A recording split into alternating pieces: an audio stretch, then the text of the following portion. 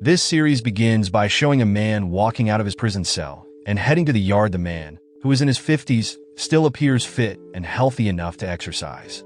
At the same time, the head warden follows him, panting heavily and bows in respect, even though this elderly man is a prisoner.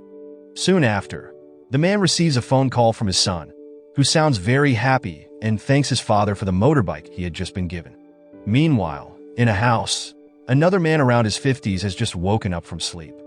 This man's name is Pano, a judge who is currently handling a case involving the death of 6 construction workers. After getting ready, Pano immediately goes to the site where the workers were found dead at an apartment building under construction. On the other hand, at a cemetery, a young man named Ho Young, who is Pano's son, is seen visiting his mother's grave. After paying his respects, Ho Young drives home in his car. However, on the way, as Ho Young is still teary-eyed from crying, his asthma flares up, causing him to lose control of the vehicle.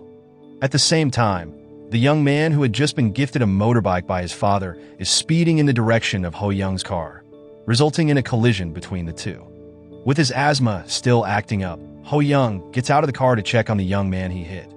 As a result of the crash, the young man is critically injured, bleeding from his mouth. At that moment, the young man's phone rang, and in a panic and trembling, Ho Young quickly checked the phone, which was a call from the young man's mother. Seeing this, Ho Young immediately hangs up the call and quickly dials 119. As the emergency operator asks what happened, Ho Young's asthma worsens, making his breathing even shorter. Desperate, Ho Young crawls to his car to retrieve his inhaler and tries to call his father. It turns out that Pano is currently presiding over a court case about the 6 workers who died while working on an apartment construction. The victims' families are demanding that the construction company, Future Construction, take responsibility for the deaths of their loved ones. After the trial concludes, Pano returns to his office and notices several missed calls from Ho Young on his phone. Sensing something might be wrong, Pano rushes home. Upon arriving home, Pano finds Ho Young sobbing with his clothes stained in blood. Between sobs, Ho Young explains what just happened, and Pano, being a judge, understands that his son is guilty. As a result, Pano advises that they go to the police station to turn themselves in. Upon arriving at the police station, Pano steps out of the car, while Ho Young waits inside.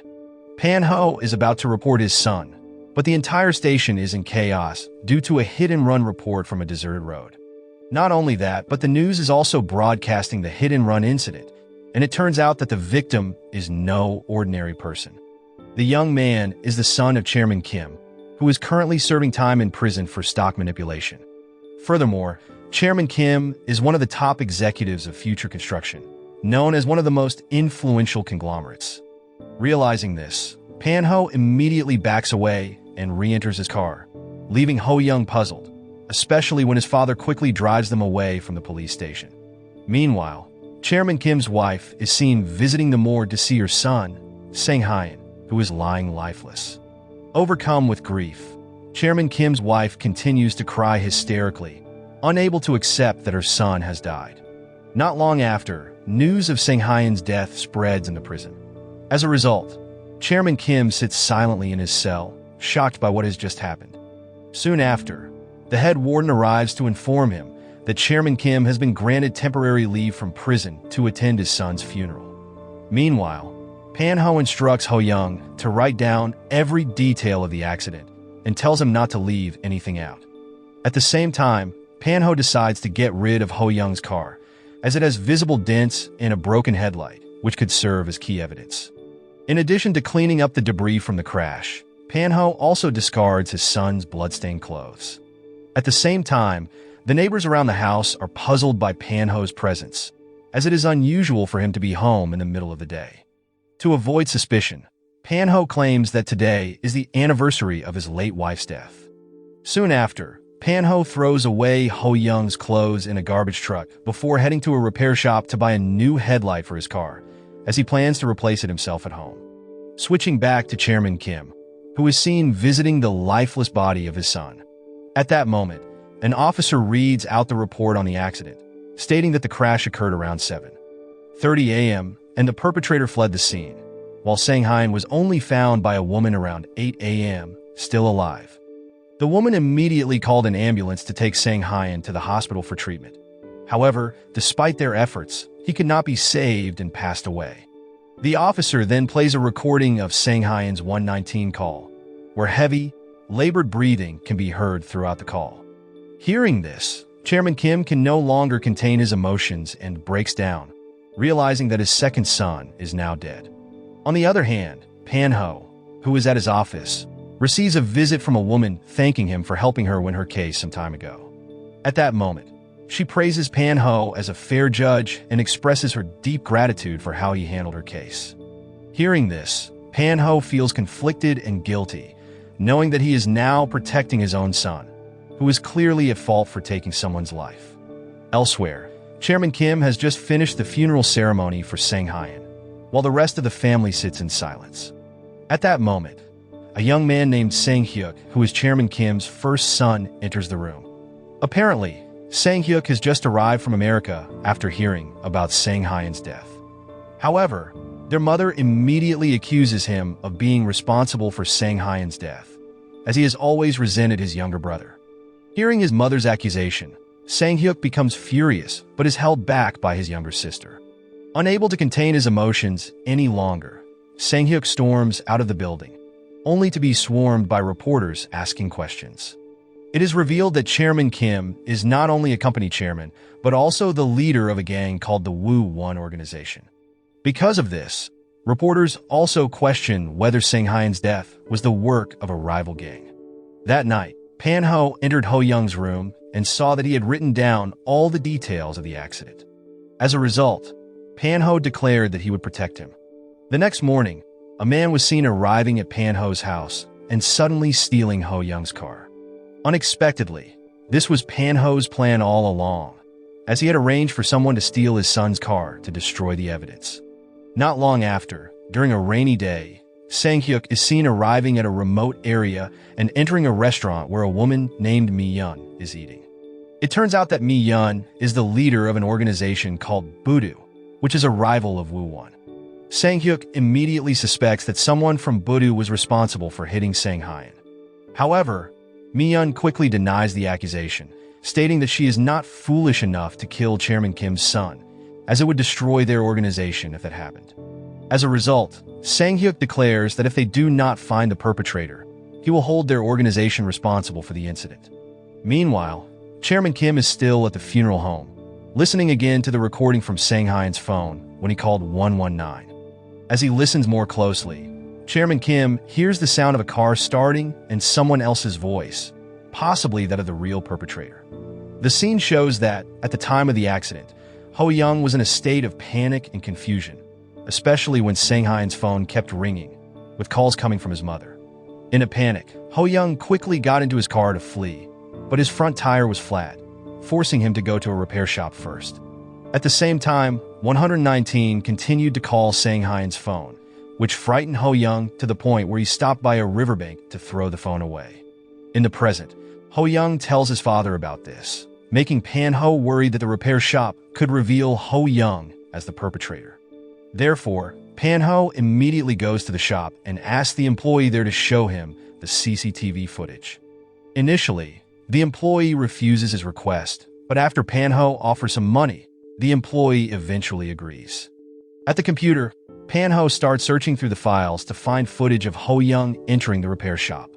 When he finds a file he was looking for, Pano secretly deletes it to remove the evidence while the employee is distracted by watching TV.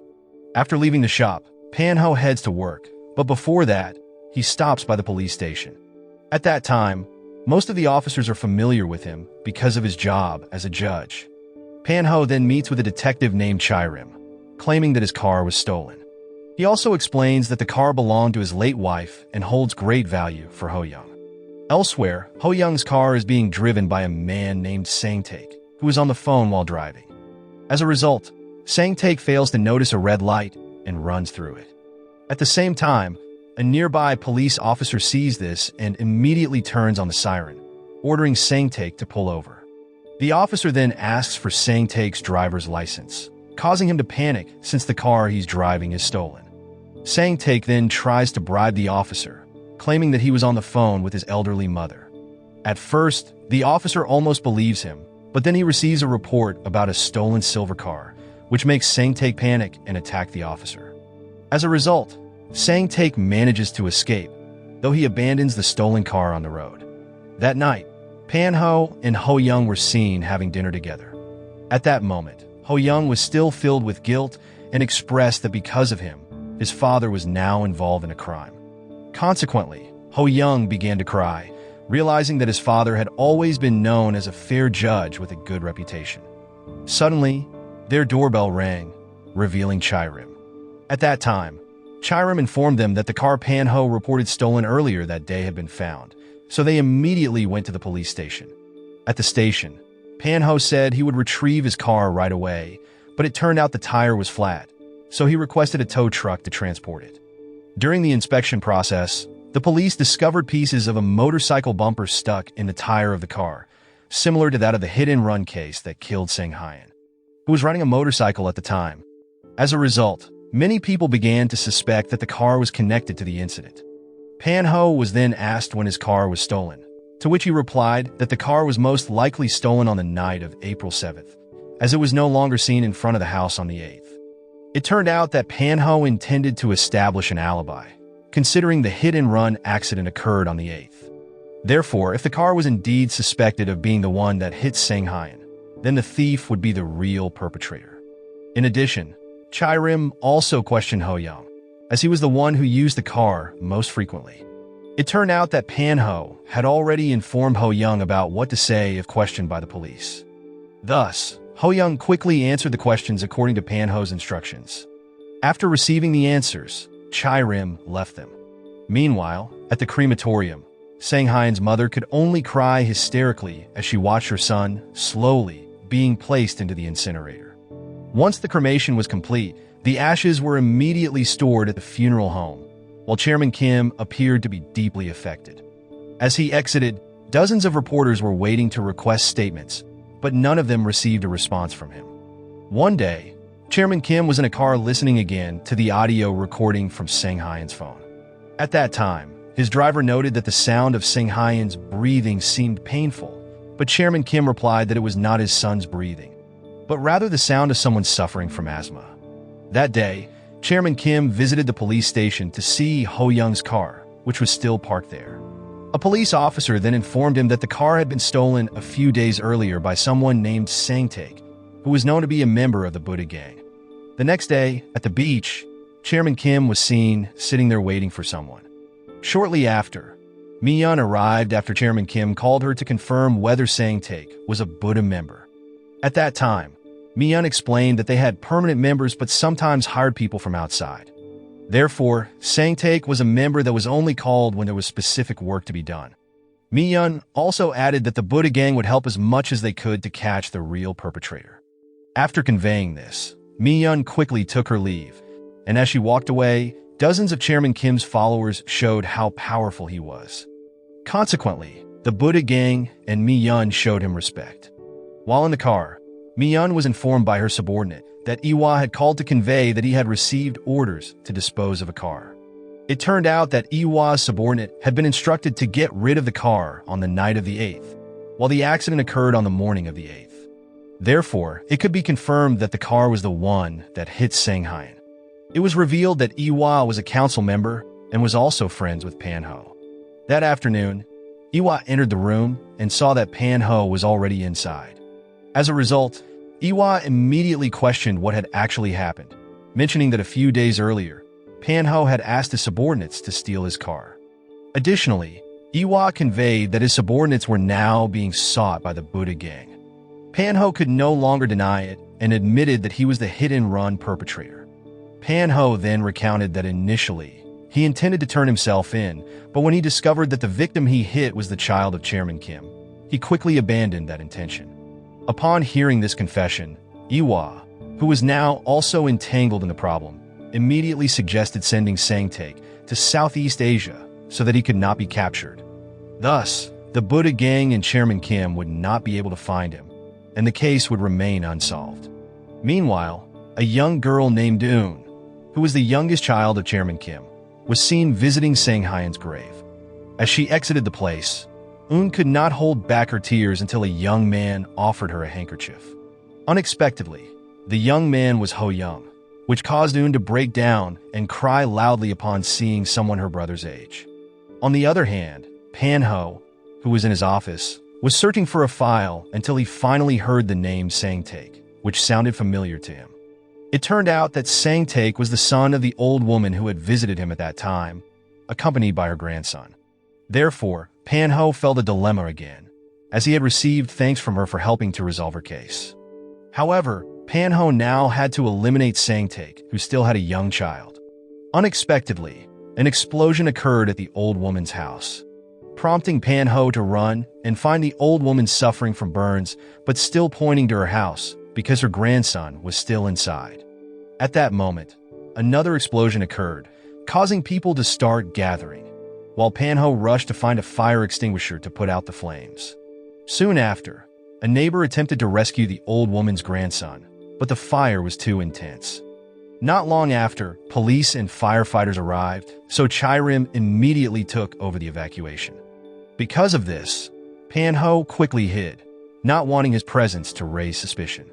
At the same time, Chairman Kim was also informed about the fire that killed the old woman and her grandson. On the other hand, Iwa met with Pano, who was suspicious that the fire might have been orchestrated by Chairman Kim to lure Sang-taek out. Therefore, with the death of his family member, it was certain that Sang-taek would not remain silent. Additionally, Pano's plan to send Sang-taek to Southeast Asia was now threatened and might not be feasible. Not long after, Iwa met with Miyun to find a way to resolve this issue. At that time, Iwa stated that if only Sang-taek had not run a red light at that moment, this problem would not have occurred.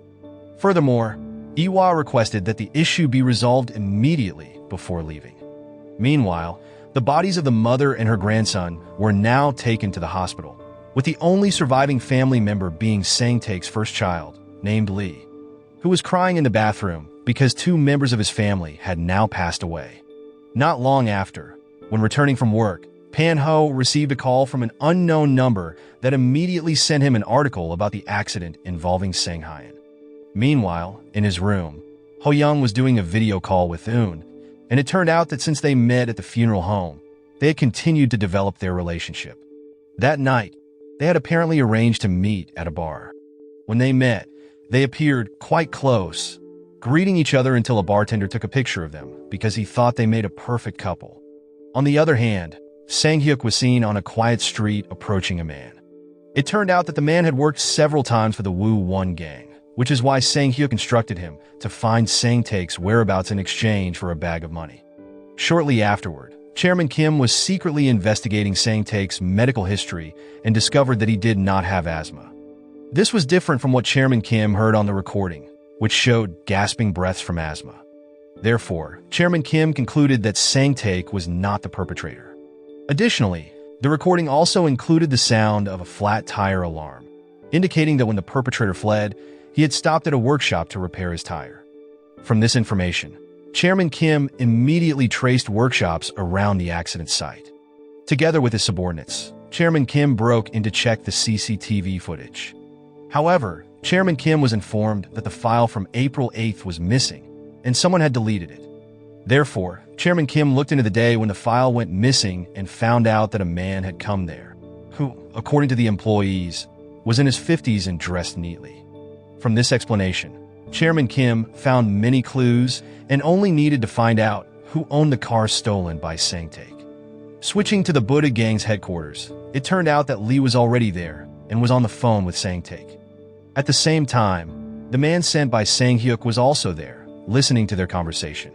After that, the hired man immediately called Sang-hyuk to inform him that Sang-taek and his child would meet somewhere the next day. Hearing this, Sang-hyuk seemed to request a gun from his subordinate, indicating that he would do something dangerous. On the other hand, Pano was seen trying to sleep, but he couldn't close his eyes until morning, so he decided to leave his room. Suddenly, the doorbell rang, and it turned out to be Sang-taek. At that moment, Sang-taek expressed that he needed to tell Pano something. Therefore, Pano quickly opened his door, and Sang-taek walked in, immediately devouring the bread on the table, leaving Pan-ho speechless as he watched. After finishing his meal, Sang-taek stated that his family had been killed due to Pan-ho's actions. Therefore, he would not prolong this issue by informing Pan-ho that he would escape with his first child to Cambodia. As a result, he asked Pan-ho to transfer a fair amount of money so they could leave, while providing his bank account number. After saying this, Sang-taek immediately left Pan-ho's house, switching to Chai-rim, who was at the location of the fire. According to forensic experts, the fire was set intentionally, which led Chai-rim to immediately suspect Chairman Kim. At the same time, Chairman Kim had already learned that the owner of the car that hit his son was Pan-ho. However, Chai-rim came to Chairman Kim's office first to ask if he knew anything about the recent fire, but he claimed to be unaware. After Chai-rim left, Chairman Kim returned to the previous workshop and asked the employee while showing a photo of Pan-ho. The employee confirmed that the man who came to see the CCTV footage was Pan-ho. Therefore, Chairman Kim had all the information indicating that the person who killed his son was Pan-ho. On the same day, Pan-ho was seen visiting Iwa while carrying a bag full of money. It turned out that Pan-ho was asking Iwa to transfer the money to Sang-taek, stating that his subordinates were already accustomed to doing such things. So the amount of 5 billion was quickly transferred to Sang-taek. After receiving the money, Sang-taek called Mi-yeon, who would help him escape to Cambodia that night via sea route. That night, Mi-yeon's subordinates were seen escorting Lee to the port. At that time, they were waiting for Sang-taek to arrive, but when Sang-taek finally showed up, Mi-yeon's subordinates prepared to attack. Realizing this, Sang-taek immediately told his son to run while handing him his bag, as he would face Mi-yeon's subordinates alone.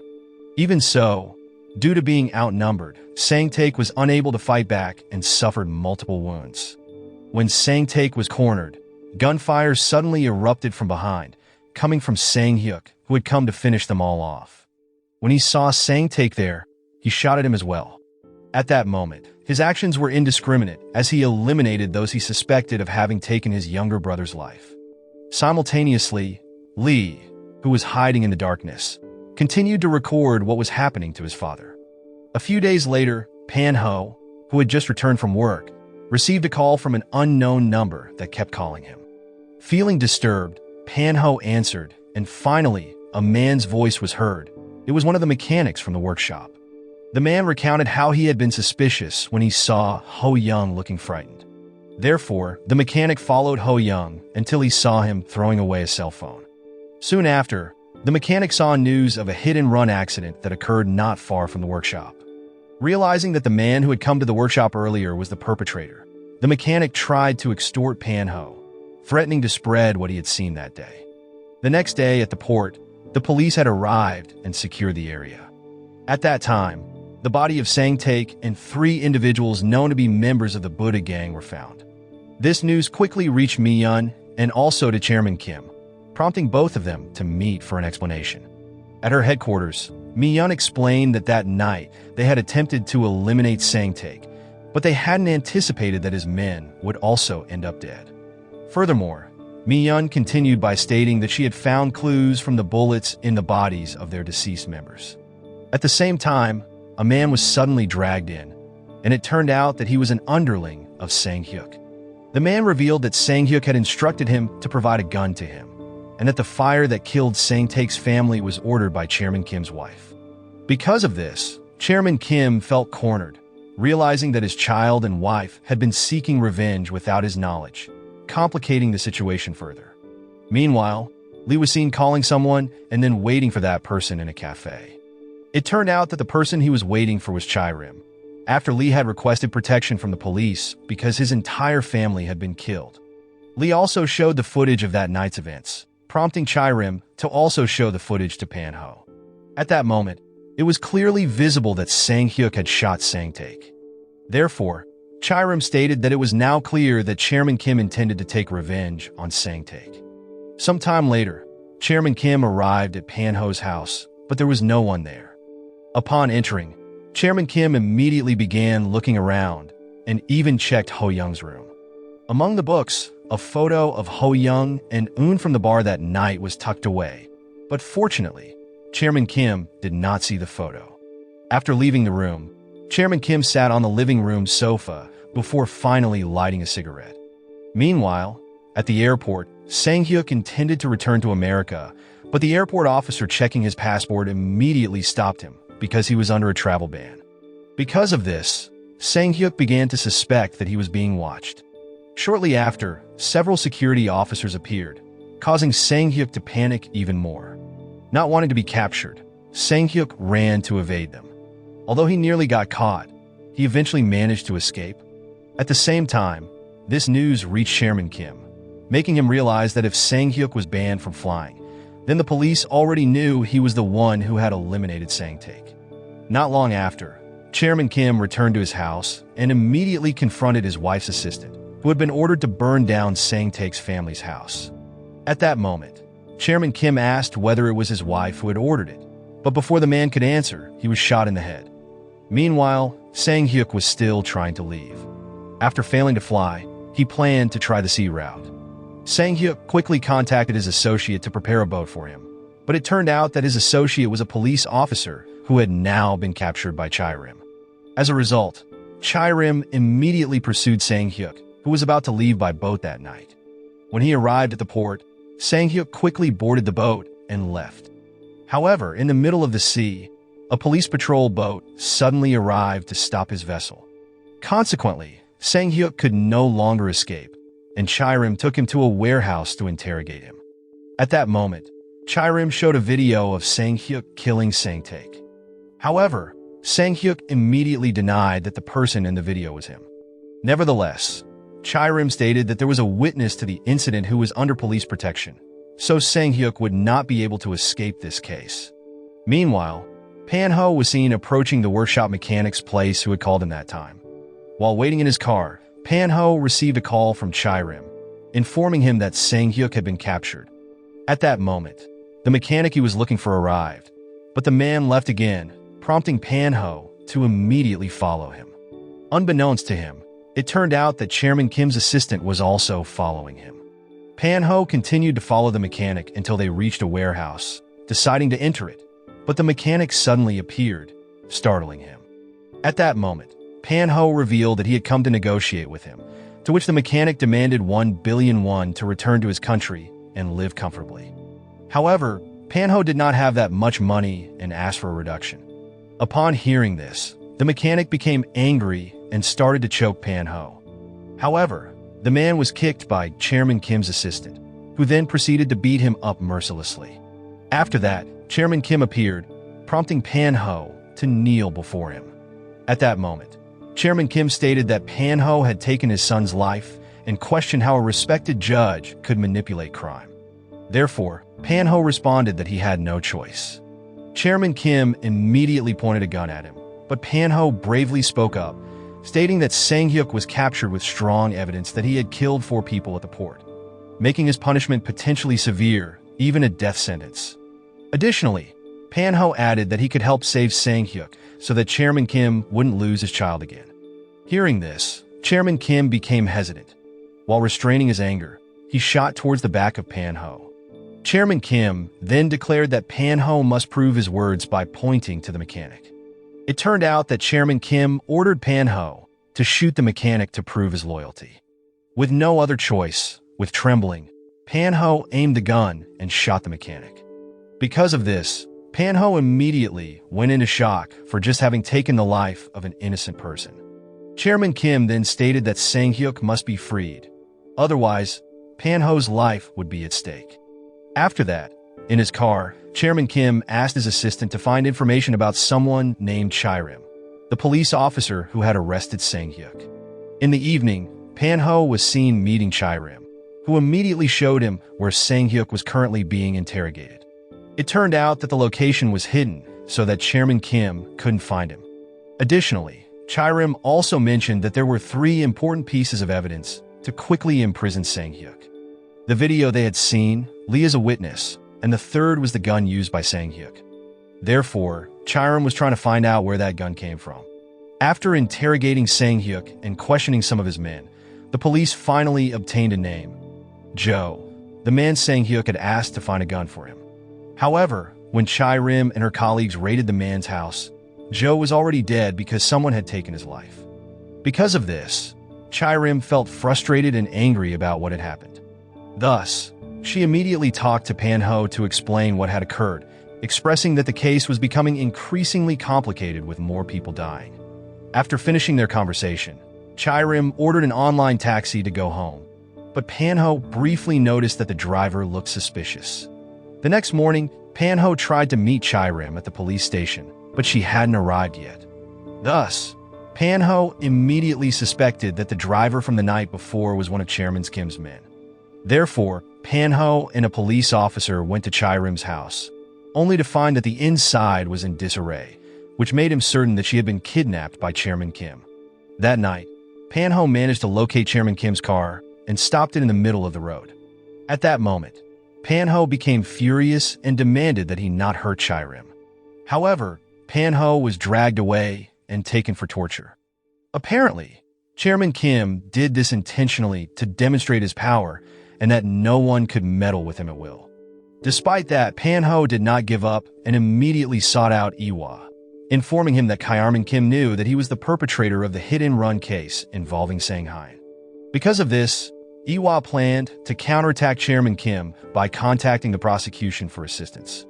From that call, a prosecutor named Kong quickly arrived at the police station before heading to a house that turned out to be Chairman Kim's residence.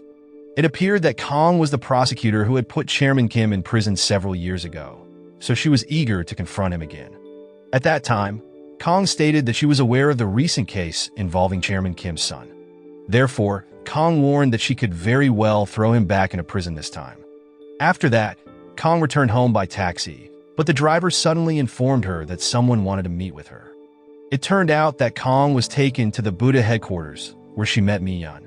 At that moment, Kong, curious about the purpose of her visit, immediately asked, to which Mi-yun explained that she had valuable information about Chairman Kim's wife, who was the perpetrator of the fire that killed Sang-taek's family some time ago. With that information, Kong planned to arrest Chairman Kim's wife. Meanwhile, at his home, Chairman Kim's assistant presented several photos, starting with a photo of Iwa with Pano, Iwa with Prosecutor Kong, and Mi-yun with Prosecutor Kong, indicating that they were all collaborating. The next day, Kong was seen arriving at Chairman Kim's house with an arrest warrant to apprehend his wife on charges of arson that led to the deaths of Sang-taek's family. Because of this, Chairman Kim immediately sought out Pano and demanded an explanation regarding how his wife could have been captured, while suspecting whether this was part of his plan. However, Pano remained silent. Meanwhile, Chairman Kim's wife appeared calm and relaxed, as if she knew her husband would definitely help her get released. At that moment, Kong attempted to intimidate her with video evidence. However, the video lacked strong proof that she was directly involved. Meanwhile, Pano had been feeling followed by Chairman Kim's subordinates for several days. That afternoon, Pano discussed Chairman Kim's wife case with his colleagues because the file lacked evidence to charge her. During the lunch break, Pano went to the gym to exercise, but Chairman Kim's assistant also showed up to deliver a message questioning why Chairman Kim's wife had not yet been released. As a result, Pano was threatened and beaten, but he stated that he had to buy time because if Chairman Kim's wife was released immediately, he would appear to be siding with Chairman Kim, which could raise suspicions from all parties in the trial. Therefore, when he felt the time was right, Pano would allow her to be released one afternoon on the grounds of lack of evidence. Not long after that, Pano returned to the gym, but shortly afterward, he quickly left wearing a hoodie. Because of this, Chairman Kim's subordinates were deceived into thinking that someone else had exited. As a result, Pano ran to a taxi, intending to go somewhere. Not long after, Pano arrived at a place on the beach, where he entered a restaurant. Inside, Mi-yun was already waiting to discuss ways for them to escape from Chairman Kim's threats. At that time, Pano stated that soon he would become the chief political staff of the presidential palace, which is one of the highest positions. Pano continued that if he could obtain that position, he would have direct protection from the president and would no longer feel afraid of Chairman Kim. Pano also added that the benefit for Mi-yun was that the Buddha gang would receive support and protection from him. Not long after, Iwa appeared and informed that he had spoken with the presidential council, stating that Pano could smoothly become the chief political staff. Unexpectedly, someone had been following Iwa all along, and that person immediately took a photo of the door to the room along with his shoes, which was promptly sent to Chairman Kim. That night, Pano had just returned home and was shocked to find Chairman Kim sitting inside. As a result, Chairman Kim immediately interrogated him, leaving Pano with no choice but to remain silent. Not long after that, Ho Young, who had just returned from college, also arrived home. At that time, he saw Chairman Kim walking away, but when he was on the porch, Chairman Kim noticed Pano's shoes, which were the same as the ones in the photo he had received from his subordinates earlier that afternoon. Therefore, Chairman Kim immediately understood that Pano, Mi-yun, and Iwa were colluding against him. That night, a decision from Chairman Kim left Pano, Mi-yun, and Iwa in fear. Apparently, Chairman Kim's subordinates were ordered to ransack the Budu gang's territory, resulting in the Budu gang members present there being thoroughly beaten. Since they were unprepared for this sudden attack, the Budu gang members quickly fell. Not far from there, Mi-yun suddenly realized and saw her territory on fire, which made her understand that this was certainly the work of Chairman Kim. Meanwhile, Iwa was threatened with kidnapping and beaten by Chairman Kim's assistant. At that time, he also called Pano and said that Iwa was in critical condition until he was quickly taken to the nearest clinic. Before that, Iwa stated that they were being threatened by Chairman Kim and worried that Mi-yun would face the same threats.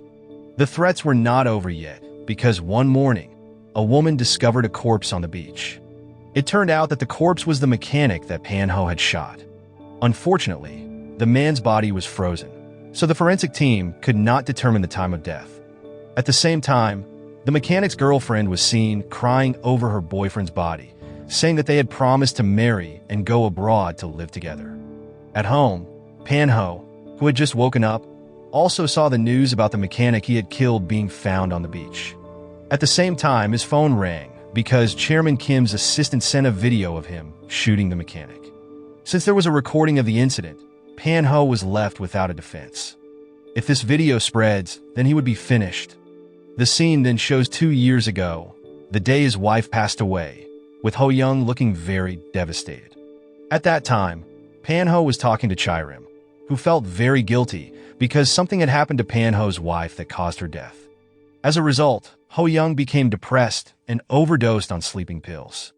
Fortunately, he was quickly taken to the hospital, and his condition was saved. Back to the present, Pano was now leading the trial over Sang-hyuk's case, who had killed Sang-taek and several others. At that time, Kong prosecuted Sang-hyuk on the charges, but his lawyer denied all the charges and stated that the allegations and evidence were weak. Therefore, the trial needed more time, and Pano could not yet decide whether Sang-hyuk was guilty or not.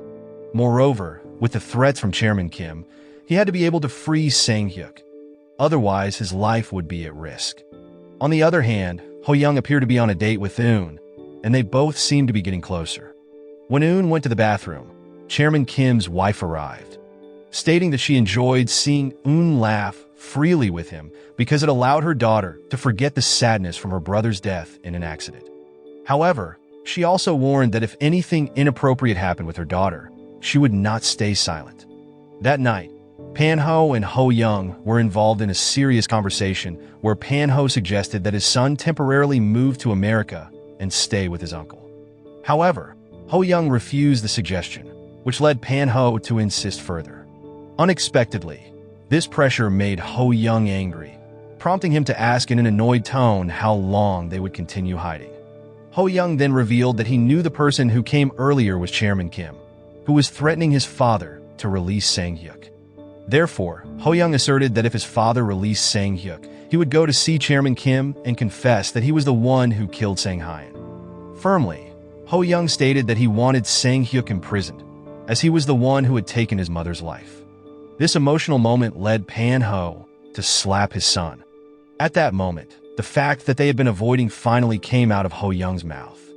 The next morning, Pano did not find Ho Young at home, which made him very worried, so he tried to contact him through calls and messages. After that, Pano took a taxi to go to work, but it turned out that the taxi driver was Mi-yun. During the journey, Mi-yeon revealed that Chairman Kim was starting to act harshly and that she feared for her life. Therefore, Mi-yeon suggested that Pano imprison Sang-hyuk and Chairman Kim's wife. She also added that while that was happening, she would disrupt Chairman Kim's gang. Not long after, Sang-hyuk's trial resumed. This time, a witness was presented, but it was not Sang-taek's son. Instead, it was a young man who had seen the incident. However, when the young man was asked to view the video and identify Sang-hyuk, he stated that he could not be sure whether Sang-hyuk was the perpetrator because the situation at the time was very dark. Hearing this, Sang-hyuk's lawyer immediately added that the police officer named Chae-rim had arrested his client despite the evidence and witnesses being insufficiently strong. Therefore, he deemed that action unacceptable. At that time, Pano, acting as the judge, immediately asked about Chae-rim's current whereabouts, to which Prosecutor Kong replied that Chae-rim was now missing. Unfortunately, that day's trial could not decide Sang-hyuk's fate, thus increasing his chances of being freed.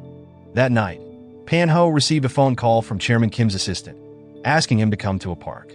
Upon arrival, Pano saw Chairman Kim already waiting. At that time, Chairman Kim revealed that he had seen Ho-young and Eun alone together in a convenience store, which shocked Pano as he did not expect that to happen. In a panic, Pano immediately knelt down and begged that his son not be involved in this matter. He also promised to ensure that Sang-hyuk would be free and emphasized that Ho-young would not see Eun again. After that, Pano immediately went to find Ho-young and took him home. It turned out that Ho-young realized that his relationship with Eun could complicate matters.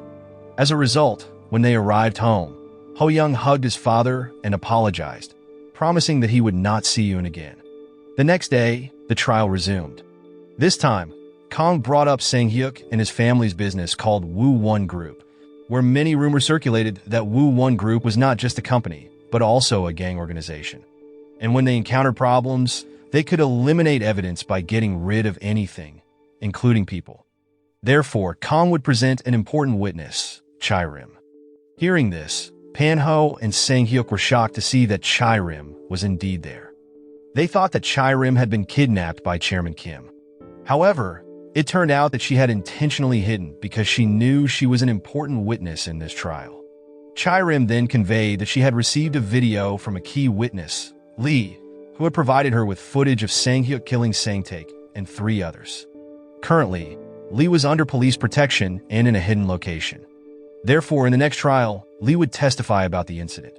From that explanation, Pano now felt cornered because if Lee managed to appear and testify, then his plan to free Sang-hyuk would fail. At the same time, Chairman Kim received information from the earlier trial, prompting him to immediately instruct his assistant to find out Lee's whereabouts. Not long after, Ho-young began distancing himself from Eun, even though she continued trying to approach him. Additionally, Eun deliberately went to his house and called him multiple times, even though he didn't respond. One day, while Ho-young was in the campus library, Eun suddenly followed him there. Innocently, Eun asked what was really going on and said that if there was something lacking in her, she was ready to fix it.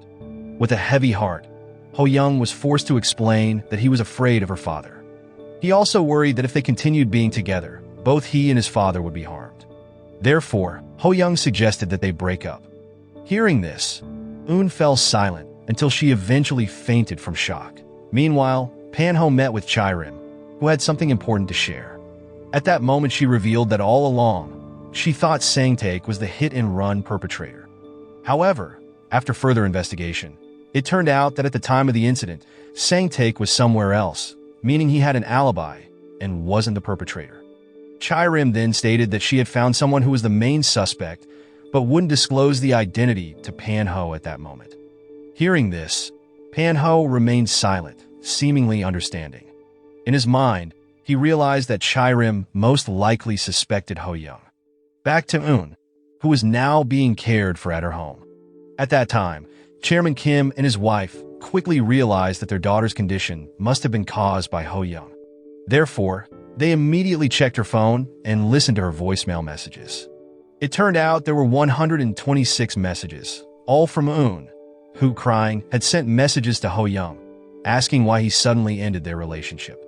Chairman Kim felt deeply hurt hearing his youngest daughter cry like that. As a result, he ordered his men to bring Ho Young to him. It didn't take long before Ho Young was now sitting in front of Chairman Kim, who at that time asked him to stay by Eun's side until she recovered. However, Ho Young replied that previously, Chairman Kim had asked him to stay away from Eun. Additionally, Ho Young stated that his request sounded more like a threat, and that if he refused, neither he nor his father would feel safe. At that moment, Ho Young's asthma suddenly flared up. Even though he tried to hold it back, his breathing became shallow and labored. Having no other choice, Ho Young quickly took out his inhaler to relieve his asthma. It was at this moment that Chairman Kim began to realize that everything seemed connected. The wheezing sound he heard in the recording when his son was hit matched his breathing, revealing that the real perpetrator was Ho Young. The scene then shifted to some time ago, when Chai-rim first met Lee, who gave her the video recording of the incident at the harbor, where his father was shot by Sang-hyuk. In addition, Lee explained that the hit-and-run incident occurred on the morning of April 8th. At that time, Lee saw his father and grandmother arguing at home, making it impossible for his father to be the perpetrator of the hit-and-run. The next day, the trial resumed, with Lee seated in the witness chair to testify about the events at the harbor that night. Lee then revealed that he was the one who recorded the incident and explained that the person who shot his father and 3 others was Sang-hyuk, who was now sitting in the defendant's chair. Therefore, this testimony was almost irrefutable and became key evidence proving that Sang-hyuk was indeed guilty. Pano now felt cornered, and it was becoming increasingly difficult for him to free Sang-hyuk. In this condition, Pano decided to take a final step by calling the presidential palace. From the call, a presidential official named Moon-suk said that if Pano wanted to become the political chief of staff at the palace, he needed to prove that Sang-hyuk was guilty. Additionally, Moon-suk added that this would become big news in Korea and would make him a symbol of justice.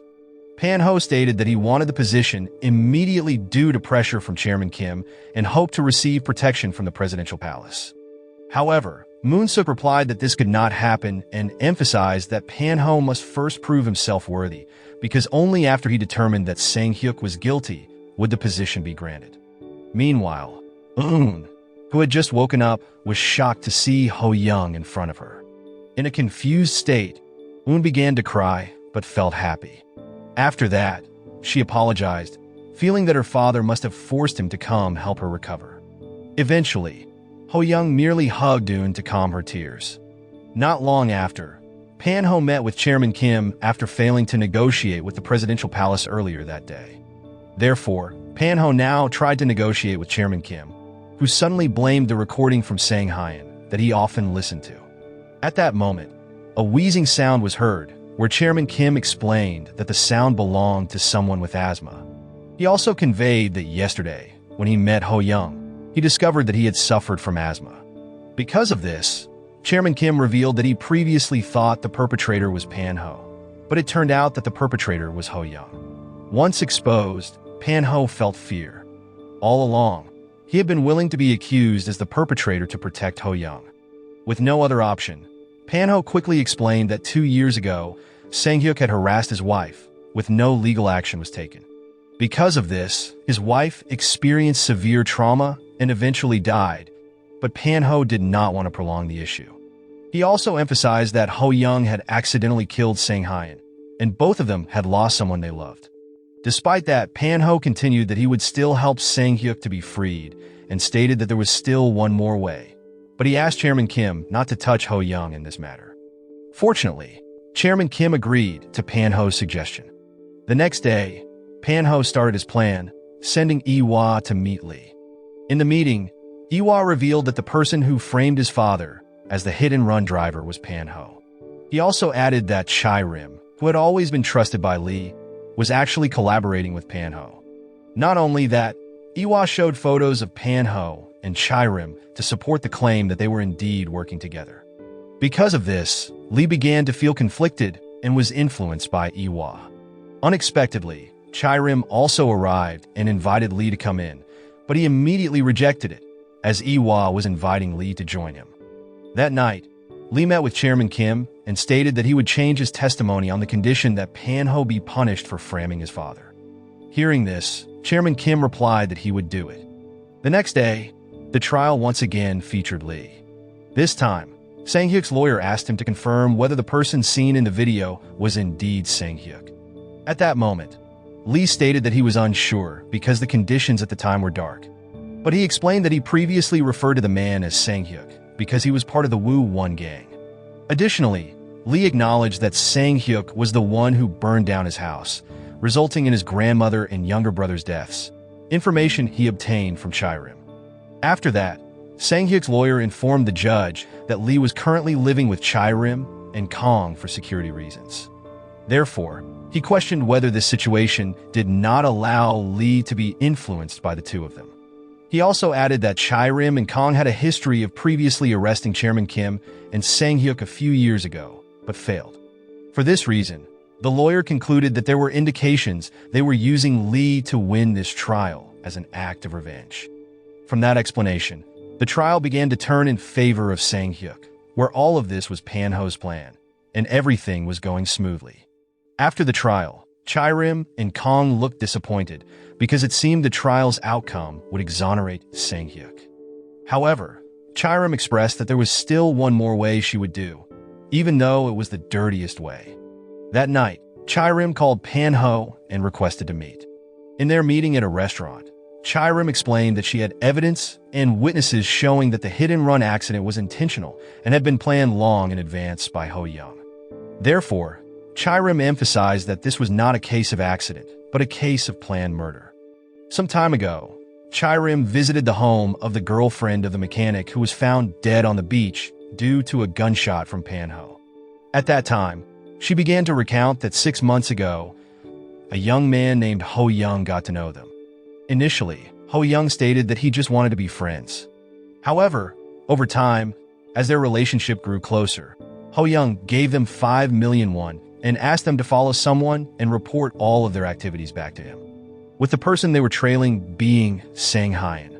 One night at a cafe, Sang-hyun shared about how his older brother had harassed a judge's wife, but was able to escape charges.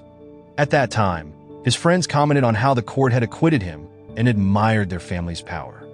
At the same time, Ho-young felt angry upon hearing this story. Finally, one morning, just as Sang-hyun got a new motorcycle, Ho-young decided to follow him until he eventually hit him. It was ultimately revealed that the accident was not a coincidence. Everything had been planned by Ho-young. Pan-ho listened to Chae-rim's story in silence before he left for a moment to call Chairman Kim's assistant. In the conversation, Pan-ho revealed that a police officer named Chae-rim was threatening him not to free Sang-hyuk. Therefore, he asked Chairman Kim's assistant to handle her. The next morning, Pan-ho went to work and prepared to lead the trial. Suddenly, he received a call from Mi-yeon, informing him that the night before, Ho-young came to his subordinates and requested a gun. Pan-ho was shocked to hear this, realizing that Ho-young might act rashly again. Therefore, Mi-yeon quickly reminded Pan-ho that he needed to quickly rise to a position at the presidential palace so that Ho-young would no longer act recklessly, and at the same time, Chairman Kim would not dare to disturb him. From this explanation, Pan-ho realized that if Sang-hyuk was freed, Ho-young would most likely still try to take revenge without his knowledge, which could have fatal consequences. Therefore, Pan-ho decided to meet with Moon-suk again. In that meeting, Pan-ho proposed a plan to defeat Chairman Kim and destroy the Woo-1 gang. At that time, he offered Chairman Kim's criminal files to Moon-suk on the condition that he must ensure he got a position at the presidential palace before Sang-hyuk's trial ended. Ultimately, Moon-suk agreed to the proposal. After that, Pan-ho met with Kong and stated that he knew her actual target was Chairman Kim. Thus, Pan-ho asked for her help, promising that Chairman Kim and his entire gang would be destroyed. Therefore, he only requested the files of all of Chairman Kim's and his gang's criminal cases. Considering that Kong had handled Chairman Kim's cases several times, but often lost in court. Fortunately, Kong finally agreed to provide the files to Pan-ho. That night, Pan-ho submitted the documents to the staff at the presidential palace.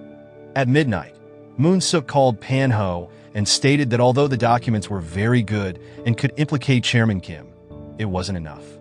Moon-suk added that they needed to involve the entire family of Chairman Kim, including the arson case at Sang-taek's house, for which Chairman Kim's wife was the perpetrator. Therefore, Moon-suk requested all evidence related to that case and promised to ensure Pan-ho would get a position at the presidential palace. The evidence for the case happened to be held by Mi-yeon. So, Pan-ho immediately contacted her to request the evidence. By the seaside, Pan-ho finally managed to obtain the evidence. After receiving the evidence, Pan-ho quickly got into a taxi and left. However, Mi-yeon was suddenly approached by several cars that belonged to Chairman Kim's men. Meanwhile, Pan-ho in his taxi checked all the evidence in the form of photos and other documents. During the journey, the taxi that Pan-ho was in was suddenly blocked by Chairman Kim's men. As a result, he was dragged out of the car, and Chairman Kim appeared. It turned out that he had known all along that Pan-ho had been frequently communicating with the presidential staff and intended to become the chief of political affairs by providing his criminal files to the presidential palace. Pan-ho was now powerless because every move he made was thwarted by Chairman Kim. The evidence and files he had just obtained were also taken away. In a state of desperation, Pan-ho could only kneel and beg, willing to take all the blame. Initially, when the accident occurred, Ho-young was actually willing to turn himself into the police. However, when Pan-ho learned that the accident victim was Chairman Kim's child, he became frightened. In a panic, Pan-ho confessed that he was the one who caused all of this to happen. Therefore, he pleaded with Chairman Kim not to harm Ho-young. Despite this, Chairman Kim ignored his plea and left the scene. Meanwhile, Mi-yeon was now taken away to be executed. At that moment, she was quickly placed inside a barrel before cement was poured into the barrel, killing her. The next morning, Pan-ho prepared to deliver his verdict as the judge on whether Sang-hyuk was guilty or not. At the same time, Kong and Sang-hyuk's lawyer each provided their closing statements before Pan-ho read his verdict. Additionally, Chairum's car was found submerged in the sea because Pan-ho had asked Chairman Kim's assistant to eliminate her. Back in court, Pan-ho ultimately decided that Sang-hyuk was not guilty due to lack of evidence and weak witnesses. Ho-young, who witnessed his father reading the verdict, looked angry because his vengeance against Chairman Kim's family was still burning, especially towards Sang-hyuk. At the same time, Ho-young saw from a distance Sang-hyuk being interviewed, acting as if he were innocent. Suddenly, a man approached Ho-young and said that he knew Ho-young held a grudge against Sang-hyuk. The man then handed him a bag, which turned out to contain a gun. Unexpectedly, Un called Ho-young and invited him to dinner to celebrate his brother's freedom. Meanwhile, Chairman Kim received a video showing the moments before Mi-yeon was executed. In the video, Mi-yeon stated that it was not over and mentioned that the hit and run was actually a planned murder. She also emphasized that the perpetrator would not stop until his revenge was fulfilled. After watching the video, Chairman Kim became anxious. His assistant then reported that after investigating Ho-young, they found that he had met a man named T-Rab and his girlfriend. Apparently, they had been surveilling Chairman Kim's family for 6 months, and Ho-young indeed intended to eliminate Sang-hyun. Therefore, the person responsible for him was right before his eyes. At the same time, Ho-young finally arrived at his house after Un had invited him to eat together. Because of this, Chairman Kim immediately called Pan-ho and informed him that he already knew the actual events. Therefore, Chairman Kim said that he knew Ho-young deliberately ran over his son to death and was now at his house with his daughter. However, he wanted to know what Ho-young's true intentions were. Pan-ho quickly pleaded with Chairman Kim not to harm his son, promising that he would pick up Ho-young and take him away. Not long after, Sang-hyuk arrived and saw Ho-young for the first time. At that moment, he regarded Ho-young as an ordinary young man. However, his anger suddenly flared when he realized that the person who had caused his mother's death was now in front of him. Although he very much wanted to take Sang-hyuk's life right then and there, Ho-young managed to suppress his emotions. When Ho-young went to the bathroom, he hid the gun at his waist before rejoining the Chairman Kim's family. During dinner, Chairman Kim's wife received a call from Kong, revealing that the death of their second son was not an accident, but was deliberately planned. The person who had plotted the murder for 6 months was Ho-young. Hearing this, Chairman Kim's wife was shocked to learn this, especially since the person responsible for her child's death was now in her house. Back at the dining table, Sang-hyuk began talking to Ho-young, asking if they had met before. At that moment, Ho Young became angry again and replied that they had met 2 years ago when Sang-hyuk had just been interrogated for harassing a woman. However, because of his status as a member of the Chairman Kim's family, Sang-hyuk managed to get off scot-free. As a result, the woman fell into depression and eventually did the unthinkable. Additionally, that woman was Ho Young's mother. At that moment, Chairman Kim tried to stop Ho Young, but Sang-hyuk worsened the situation with his indifference. This made Ho Young appear angry and question how Sang-hyuk could forget the incident that caused his mother to do the unthinkable. As a result, Ho Young immediately pulled the gun from his waist and aimed it at Sang-hyuk. At that moment, Eun looked very shocked, trying to calm Ho Young, even going so far as to point the gun at herself. Meanwhile, outside, Pano had just arrived and immediately tried to enter. At that moment, a gunshot was heard from inside the house, where Sang-hyuk was seen shot in the shoulder, but Ho Young was also shot in the stomach by Chairman Kim's wife, who appeared from behind. At that moment, Ho Young tried to shoot again, but he was shot multiple times until he collapsed. After the incident, Chairman Kim's assistant quickly took the gun away. At the same time, Eun, who was trembling, slowly approached Ho Young. With short breaths, Ho Young apologized to Eun until finally Pan-ho appeared and saw that his son was now lifeless.